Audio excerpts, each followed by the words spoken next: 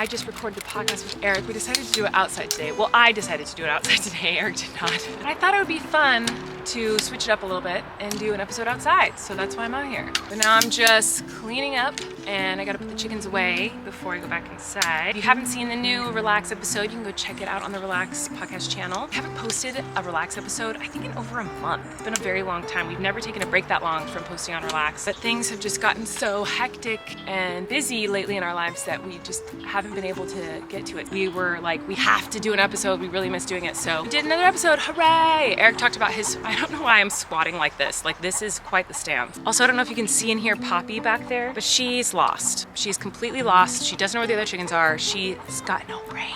She wants to be with me. She hears me talking, so she wants to be with me, but she's stressed because the other chickens are already in the coop going to bed because the sun's gonna set soon. And so she's just lost. She's like, I'm confused. I hear my mother's voice, so I feel like I should be here, but the other chickens are gone. I don't know where they are. I don't know how to get to them. So she's just kind of wandering around squawking right now, lost.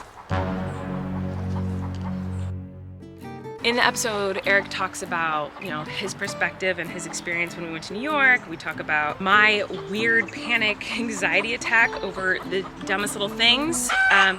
Dude, Poppy, the dramatics of you right now. It's always fun to just sit and chat about nothing, and we always feel so good after we podcast together because we're able to just chit chat. But I need to finish putting this stuff away and check on chicken eggs, make sure they're all tidy and in bed. And there's a lot of mosquitoes out here, so I need to hurry up and get inside because I don't want to get eaten alive. All right, girlies, you want some chicken scratch? Come get the scratch, girl. Come get your scratch. Grabs.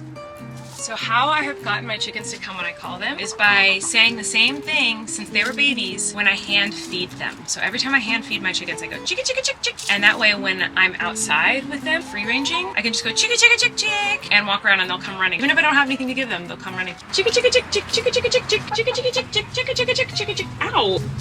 Ow, pickles! We are good to go, y'all. Avocado! Avocados, guys! Look at my avocados! Uh-oh. Just noticed that my camera's in a really weird setting. So it might have been in a weird setting for the entirety of filming the podcast. Oh, don't run into me! Oh my gosh! Don't run into me! Okay. But look at this beautiful rose! Isn't that pretty, Wesley? Yeah, I found one up there. You did? Was it pretty? Yeah, and we could pick it out and put inside. Okay. And also, I'm back up for a second. Okay. Bye. Just turn around. Okay.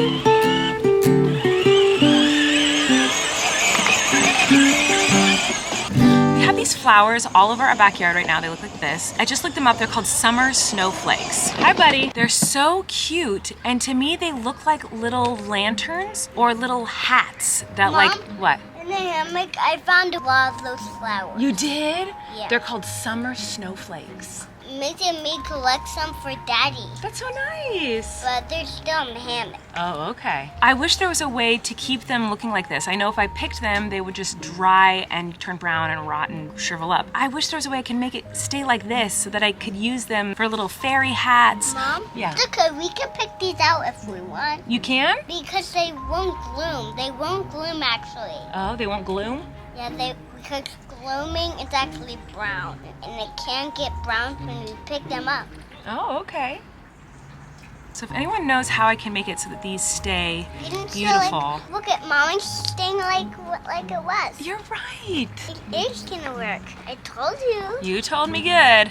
Okay, I don't know where I left off yesterday, what I was talking about. I think I was outside with the flowers, talking about how I wanted to make the flowers look like those cute little flowers forever. I did some research. There's not really a way to do that, but I did find that you can dry them to keep their 3D shape as opposed to like pressing the flowers. You use something called, I think, silica gel. I don't remember, but I did attempt to put Mod Podge on them. Didn't work, obviously. I knew it wouldn't work. I even looked up if it would work and I'd be like, no, they're gonna turn brown, and they're already turning brown. Didn't work. But I did order some of that silica gel and it got here already. So I'm going to go collect some flowers while I let the chickens roam around and we're gonna try it out. I think you have to leave them in there for a really long time though. Also, I realized I have not done rock tumbling in a very long time. I was too busy for the last couple months, so I might start up my rock tumblers again if I have grit. I don't know if I do. Let's go find out. Looks like I have just enough grit to do a couple of small tumblers, but not my big one. Putting in my grit. I'm gonna put my lid on my little tumblers. And we can start rock tumbling again, you guys. Are you excited? No? Okay. Well, I am. I've got my silica gel kit and I'm gonna try it out. I've never done this before, but I guess you just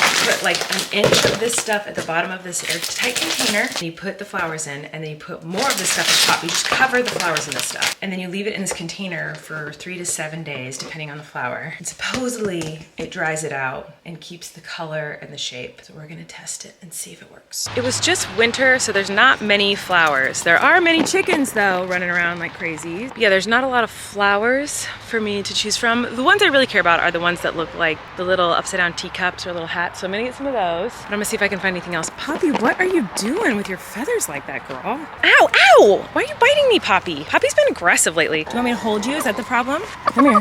Is that what you wanted? Don't peck at me, it's not nice. Okay, I've got some daisies. There's another version of a daisy. Purple daisy. This beautiful rose. All right, so. Your next surprise is today. I'm gonna show it to you. Yes, show it to me. What a beautiful flower.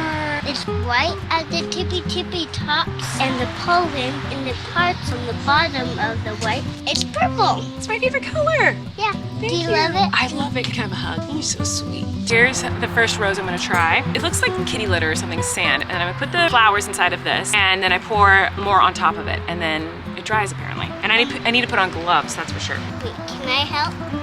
All right, now I just have to leave these in here for like 3 to 7 days is what it says. I'm gonna probably wait the full 7 days. Oh, there's the other ones. These are the ones I was missing, Wes. I'm gonna shove these in. These are the ones I really wanna dry. These are the ones that are most important to me. So I'm gonna see if it works. What is going on over here? Poppy, what are you doing? Are you chilling on the hammock, girlfriend? And then look at these cuties over here. Taking a little dirt bath, Miss Betty, Miss Radiohead. You guys getting cozy? All right, let's go to bed, guys. Hello.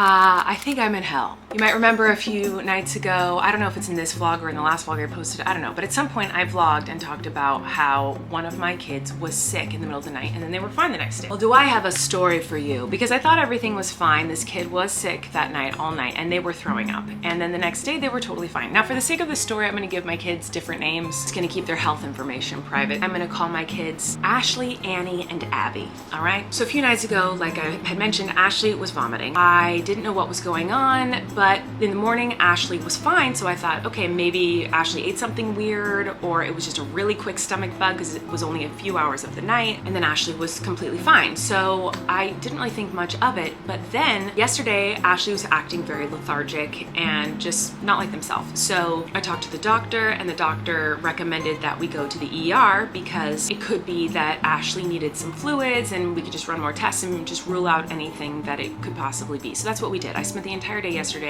at the hospital with Ashley, getting tests done and just checking to see what was going on because Ashley was just very, very off. It was a little concerning. So we went, everything was negative, everything is fine. Could have just been a little virus that wasn't detected by any tests. It could have been dehydration. We aren't quite sure, but Ashley is fine, okay? The reason I even tell you any of this is just to let you know that a few nights ago, Ashley was up sick, so I was up all night with Ashley. Last night, I spent the majority of my evening at the hospital. We were there for many, many, many hours. This week has been stressful with work and just life things in general, so I really have not slept at all most of the week. And then last night I was like, okay, I'm finally going to bed. I put Ashley to sleep in our bed because Ashley spent the evening in the hospital. It was kind of scary. I'm like, okay, all my kids are better now. Everything is okay. We can move forward with life. I can get a little bit of rest this evening. But oh no, suddenly I hear blood-curdling screams from the other room. It is Annie. Annie is up, screaming, crying, sobbing. Run to Annie, get Annie. I ask Annie what is wrong. Annie will not answer me. Annie is just crying and very upset. I ask if Annie is hurting anywhere, if Annie feels sick, what's going on. Annie won't say. Finally, Annie says, I want to go to your room. So I bring Annie into my room where Ashley already is. Eric's like, hey, this is getting a bit crowded. I'm gonna go with Abby and take care of Abby while you take care of Ashley and Annie. I said, perfect, you go do that. So now I'm in bed alone with Ashley and Annie. Annie's still upset and crying, but seemingly fine. Then with no warning at all, Annie sits up, and as Annie is sitting up, vomit starts pouring out of Annie's mouth all over my bed, my blankets, my pillows, pillows, my comforter, all over Ashley, all over me, and all over Annie. There is barf everywhere. Ashley wakes up screaming because there's barf everywhere. Annie starts screaming because Annie is barfing, and that's freaky. I am holding back screams so that I'm not scaring my children, but I am very panicked. I'm one of those annoying people who has many phobias, and barf is one of my phobias. I am not the girl that's gonna hold your hair back while you're vomiting in the bathroom. That's not me. I will leave you some saltine crackers outside the door and ask if you need anything from afar. I will DoorDash you the meds that you need to your house. I'm not going in the room with you. I'm not holding back your hair. I don't vomit. If I feel like I'm gonna vomit, I will hold that in as long as possible. I don't care if it will make me feel better. I'd rather feel sick for a week than throw up. So when Ashley was vomiting a few nights ago, even though it was a challenge for me because it is a phobia of mine, I was able to handle that situation because Ashley was good at saying, I don't feel so good. There was some warning. I was able to get things and have towels and blankets and spare clothes and had a whole system. So even though it was hard, I could do it because it's my kid. I would do anything for them always and forever. I would clean up their barf every day for the rest of their life if they needed me to because I love them. That doesn't mean that I enjoy it or it's not a phobia. Well, last night was very different than the Ashley situation because like I said, Annie vomited all over my bed and all over everything. Every pillowcase, every blanket, the comforter, the duvet cover, all the people in the room. It was really awful. So I pick up Annie and I was like, what do I do with Annie? Annie is actively barfing. And I just set Annie down on the hardwood floor because I was like, I don't want to keep walking into the bathroom and keep going everywhere all over the place and freak Annie out. I'm just gonna have Annie finish up what Annie's doing just on the hardwood because that's easiest for me to clean. Well, Annie vomits onto the hardwood, sees the vomit, freaks out, backs up, and then barfs again now onto the carpet and rug. Then Annie notices that there's barf all over the arms and starts to panic. And so Annie starts doing this.